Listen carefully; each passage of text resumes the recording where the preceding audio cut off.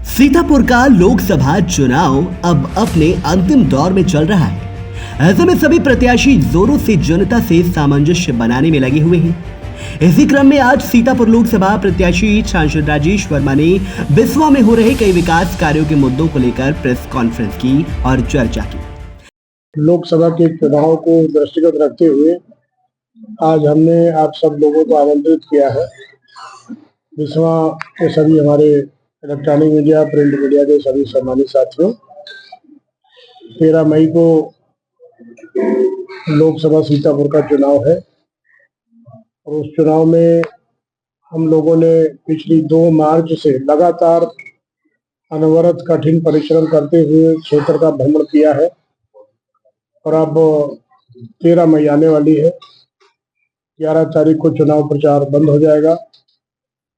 इसके लिए हम आप सबको आमंत्रित किए हैं कि 13 मई को मतदाताओं से मेरी यही अपील है कि ये सारे लोग संगठित होकर के राष्ट्र हित में विकसित राष्ट्र बनाने के लिए जाति, धर्म, दलगत राजनीति के ऊपर उठ करके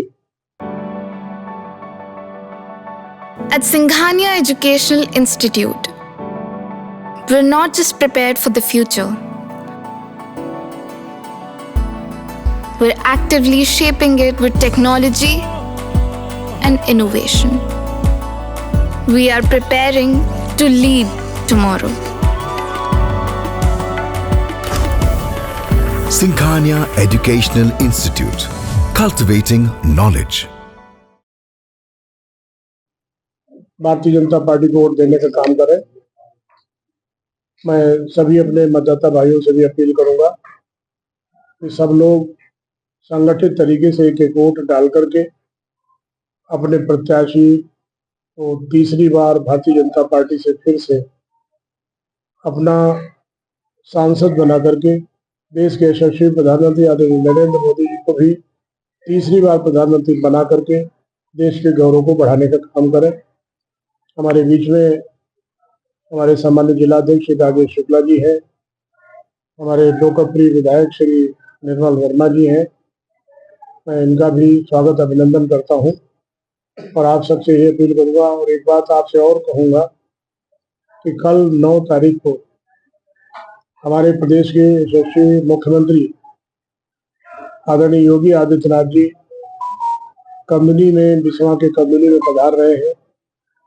उसमें भी मैं चाहूंगा कि आप सबका सहयोग, रचनात्मक सहयोग उस कार्यक्रम में मिले।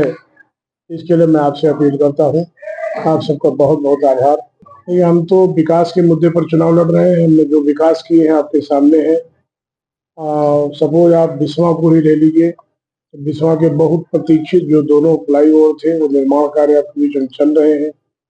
सबसे बड़ा काम बिस्वा सिधौली मार्ग को चौड़ीकरण करा के मैंने लोगों को आवागमन के लिए सुविधा प्रदत्त की है और आने वाले समय में आपको स्पष्ट बता देना चाहता हूं कि अभी ये मार्ग 4 लेन में परिवर्तित होगा।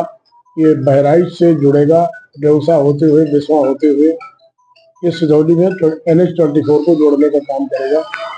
प्रधानमंत्री ग्राम सड़क योजना की सड़कें हम और विधायक जी मिलकर के लगातार अनवरत बड़ी बड़ी सड़कों का निर्माण कराया है। मानपुर के पुल से कमरिया पुल तक आप देख लीजिए, 18 किलोमीटर लंबी सड़क हमने उस क्षेत्र को जीवन दान दिया है और उस क्षेत्र के लोग डेवलपमेंट पे अपना वोट देने के लिए तत्पर है। सर, विपक्ष का आरोप लगा रहा है कि जो कंदनी में रेडिको खैतान खुली हुई है, इसमें स्थानीय लोगों को अवसर नहीं दिया गया है। विपक्ष को जानकारी नहीं है। इसमें सबसे ज्यादा स्थानीय लोग कर्मचारी है और जहां तक टेक्निकल स्टाफ की बात है तो उनका बाकायदा साक्षात्कार हुआ है। अपने संसदीय क्षेत्र के भी लोग हैं उसमें और टेक्निकल लोग वही आते हैं जो उसकी ट्रेनिंग प्राप्त किए होते हैं, स्किल्ड होते हैं, उन्हीं को लगाया जाता है और बड़े पैमाने पर हमारे पास संसदीय क्षेत्र के लोग काम कर रहे हैं। ये उनका आरोप बिल्कुल निराधार है। तो जी, आप पिछले पूरे कई दशक से MP रहे हैं और तीसरी बार फिर भारतीय जनता पार्टी के सांसद बनने जा रहे हैं। बेसिक तौर पे जो यहाँ की मूलभूत सुविधाएं हैं, इसमें दो राय नहीं कि आपने काम किया, चाहे वो ब्रिज की बात रही हो, चाहे सड़कों के चौड़ीकरण की बात रही हो, लेकिन कुछ जनता से जुड़े हुए सीधे मुद्दे जो हर बार चुनाव में उछलते हैं, चुनाव के बाद वो ठंडे बस्ते बिछड़, जिसमें बिस्वा बस स्टैंड का मामला आज तक लटका हुआ है। उस पर किसी भी जनप्रतिनिधि ने अभी तक कोई काम नहीं किया, जल्दी से भी कहा गया और आपको इसके अलावा जो ब्रॉड गेज हुई, उस ब्रॉड गेज के बाद भी आज के दिन इस रूट के ऊपर 1 दर्जन से ज्यादा ट्रेनें लंबी दूरी की चल रही है, लेकिन किसी का ठहराव विश्वास नहीं। ये जो बेसिक मुद्दे हैं, एक बच्चों की शिक्षा की बात है, आप की शिक्षा से जुड़े हुए हैं। लोगों को यहाँ से इंटरमीडिएट करने के बाद या तो बाहर जाना पड़ता है या फिर लंबी अपने फीस दे के उनको फिर कहीं उधर भागना पड़ता है।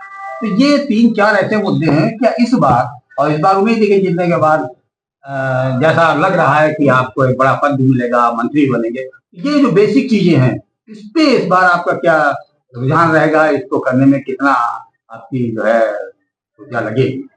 देखिए, 2 विषय आपने कहे। बस स्टेशन का वास्तव में मामला पुराना है, लंबित है। जिस जमीन के ऊपर हम लोग प्रस्ताव बस स्टैंड का दिए थे, वह जमीन तमाम विषयों को लेके किंतु परंतु थी, लेकिन अब कोर्ट के निर्णय से वो साफ हो गया है। हम और माननीय विधायक जी, ये दोनों लोग मिलकर के आपको बिल्कुल आश्वस्त कर रहे हैं कि अब चूंकि जमीन का प्रकरण सॉल्व हो गया है, तो बस स्टॉप का प्रकरण जो है जल्दी सॉल्व होगा और बस स्टैंड बनेगा। जहाँ तक रेलवे स्टेशन का बहुत बड़ा विस्तारीकरण हुआ है, ब्रॉड गेज हुआ है, इलेक्ट्रिफिकेशन हुआ है, मैं आपको विश्वास दिलाना चाहता हूँ कि बिस्वा की जो आप लोगों की डिमांड है कि 2-3 अच्छी ट्रेनें यहाँ रुकें, उसको रोकने के लिए हम प्रयास करेंगे, पूरा प्रयास करेंगे। और मैं आपको बताऊंगा कि सार्थक प्रयास होगा, निरर्थक प्रयास नहीं होगा। और जो शिक्षा के क्षेत्र में आपने प्रश्न उठाया है, उसके लिए भी हम लोग प्रयास करेंगे। विधायक जी हम लोग मिलकर के मुख्यमंत्री से भी मिलेंगे और कोई एक अच्छा राजकीय डिग्री कॉलेज खुले तो अच्छा है, नहीं तो फिर हम देखेंगे और किस तरीके से यहाँ कोई डिग्री कॉलेज अच्छा खुल जाए, क्योंकि बच्चों की उच्च शिक्षा की दिक्कत है, उसको हम लोग सॉल्व करने का काम करेंगे। बिस्वा में हो रहे ओवरब्रिज निर्माण को लेकर लोकसभा प्रत्याशी राजेश वर्मा ने बताया, बहुत जल्द बिस्वा वासियों को जाम की झाम से निजात मिलेगी। चुनाव के बाद बहुत तेजी से निर्माण कार्य चालू कराया जाएगा। जनता जनार्दन के आगे जाने के लिए ट्रेनों के ठहराव की भी व्यवस्था कराई जाएगी। बिस्वा में बने लखनऊ बस स्टॉप को लेकर भी बताया, कहा कि चुनाव जीतने के बाद हाल ही में बिस्वा बस स्टॉप के सौंदर्यीकरण का कार्य किया जाएगा। इसके अलावा 13 मई को होने वाले मतदान में सभी से वोट करने की अपील की। इस वार्ता में उनके साथ बिस्वा विधायक निर्मल वर्मा और भाजपा के जिलाध्यक्ष राजेश शुक्ला मौजूद रहे। वीटीवी न्यूज के लिए बिस्वा से आशुतोष अवस्थी की रिपोर्ट। लोकसभा चुनाव से जुड़ी हर खबर को देखने के लिए वीटीवी न्यूज को सब्सक्राइब करें और खबरों को लाइक, कमेंट एंड शेयर जरूर करें। धन्यवाद।